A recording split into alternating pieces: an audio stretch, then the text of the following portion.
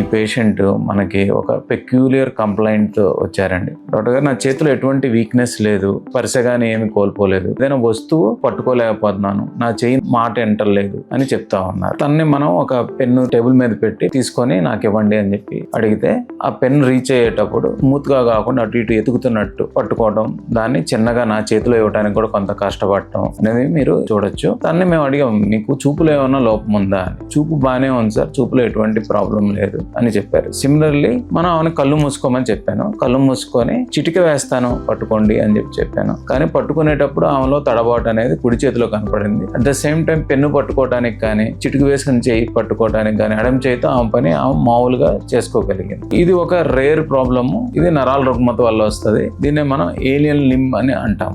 General గా ఏ moment చేయాలన్నా hand moments కానీ, లెగ్ మూమెంట్స్ కానీ మన కంట్రోల్లో ఉంటాయి. కానీ మెదడులో చలనాలకు సంబంధించిన సర్క్యూట్ లో ఇబ్బంది వస్తే గనక ఈ సర్క్యూట్ లో లోపం వల్ల మెదడు యొక్క కమాండ్ సరిగ్గా ఫాలో అవ్వడం అనేది జరుగుతుందండి. ఈ పర్టికులర్ పేషెంట్ లో మనం స్కాన్ చేసి చూస్తే మెదడులో ఒక క్లాట్ వచ్చింది, అంటే పక్షవాతం వల్ల ఈ ప్రాబ్లం వచ్చింది. కొన్నిసార్లు కణితలు రావడం వల్ల, కొన్ని రకమైన ఇన్ఫెక్షన్స్ వల్ల, మతి మరుపు లాంటి జబ్బుల వల్ల కూడా ప్రాబ్లం అనేది వస్తూ ఉంటుంది. ఇటువంటి రేర్ ప్రెజెంటేషన్స్ కూడా మనం చూసుకోవాలి. లేకపోతే తర్వాత ఆమె కనుక నెగ్లెక్ట్ చేస్తుంటే ఈ పాటికి చెయ్యి కాలు కంప్లీట్ గా వీక్ అవ్వడం అనేది జరుగుతుంది. Thank you.